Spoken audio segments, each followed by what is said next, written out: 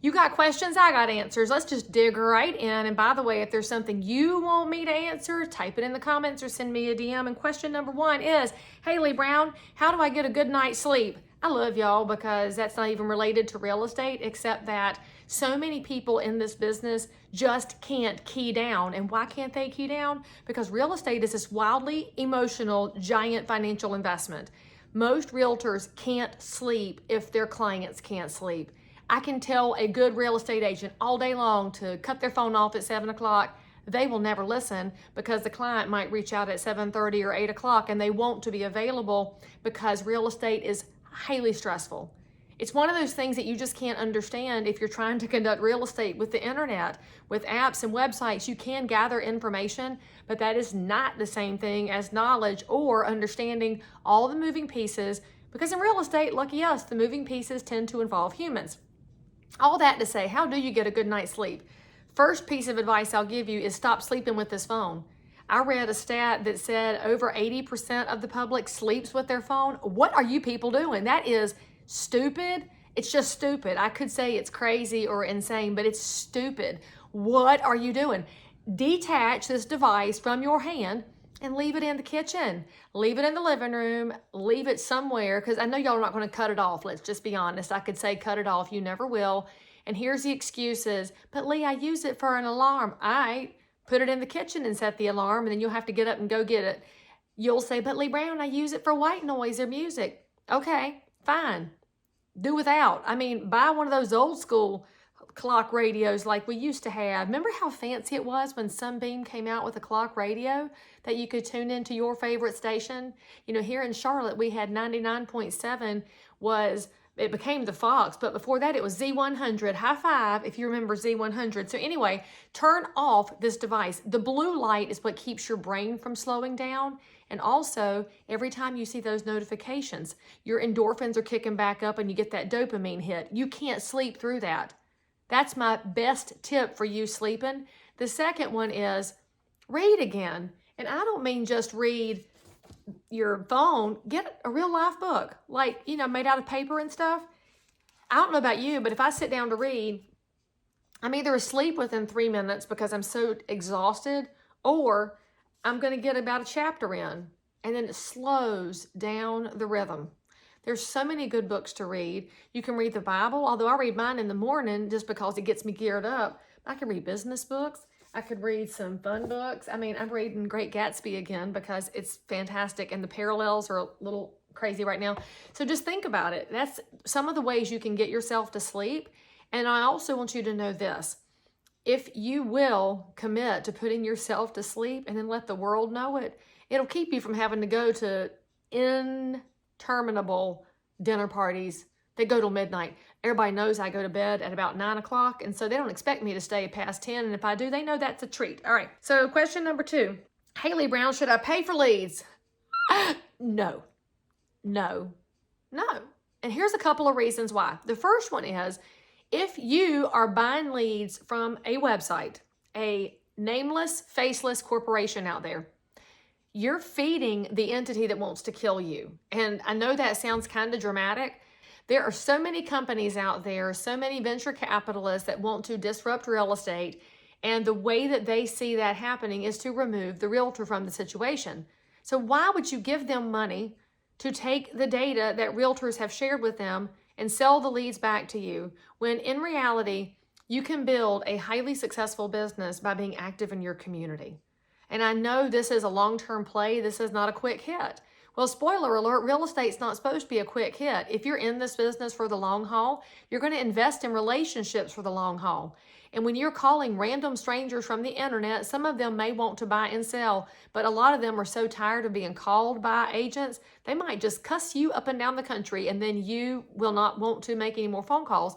Instead, call the people from your church, your cousins, people you went to high school with.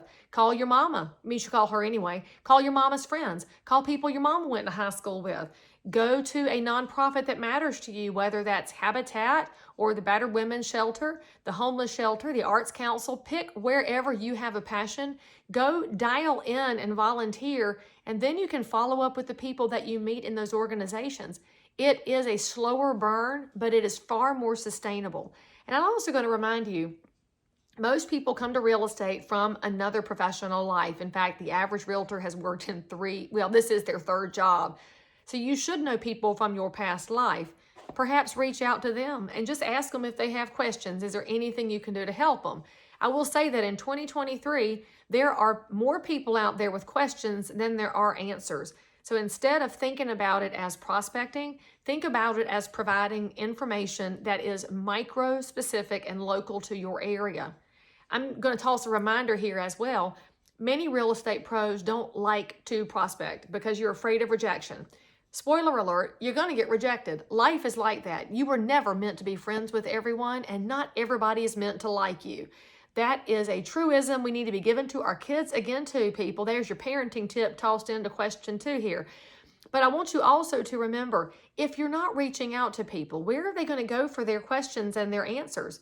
They're going to go to the internet, which doesn't have micro-specific information, or a human that knows things like where the water and sewer are going, what's happening with school zones, what is the city council plan, and is there a new business coming over here? Who is this builder? As a professional, you should know that kind of depth and be that available resource. Therefore, call the people in your phone. In your phone, there's a little contact tab. Call those people. Say hey, see if they have any questions, and that is far more profitable than buying leads from the enemy. All right, third question. Hey, Leigh Brown, I am a new realtor. Congratulations and welcome to the show. High five. What is my next move? Okay, I love this because one of the things the public does not understand is that getting licensed as a real estate pro is only the baseline. That's legal jargon and does not teach you the actual practice of real estate. The actual practice of real estate should come from your broker or a mentor or somebody that can pour into you and help you learn how to serve the public in a highly professional and excellent way in their real estate transaction. So the first thing you should do with that new license is talk to your broker, because you got to affiliate with someone. Find out what they're offering for training and extra credit if they offer you some kind of an old guard seasoned mentor. A good mentor is not going to be afraid of you or threatened by you. They're going to say, well, thank heavens, here's a young person who will listen to me and I can solve the problems of the real estate world. And then you can ask them, what do I say? Where do I find people? So find somebody that you can have a good conversation with. That's going to be invaluable to your career. I had my dad. I really have always wondered how people get into this business and succeed all alone, when I see what an advantage I had by living in Daryl Thomas's hip pocket before I was ever allowed to converse with a member of the public. If you don't have that person, you can find them. They're out there, and one of the best places to find that person is at your local realtor association. There are so many people that are vested in giving back to the next generation. They would love nothing more than to meet you and hear what you did in your past life and how it can impact our realtor community. And then, if you're really nice about it, you can say, I'd like to offer you some help on LinkedIn if in return you will help me with learning how to conduct real estate in the best possible way. Because that's another little secret story there. And I've referenced this in a past video about mentoring. It's overlooked that a good mentee brings something to the table. And all of y'all have something to give because you came to this from somewhere. So offer something up in return, and then you're going to learn that you can also give while you receive. It will change that first year in real estate. The asterisk I'll put on this is, don't tell the old guard, well, that was in your time. Don't blow off the old techniques, y'all, because some things are tried and true. And in a world that is increasingly disconnected from human relationships, real estate, when approached properly, can bring those back, and you have an opportunity to help at the same time.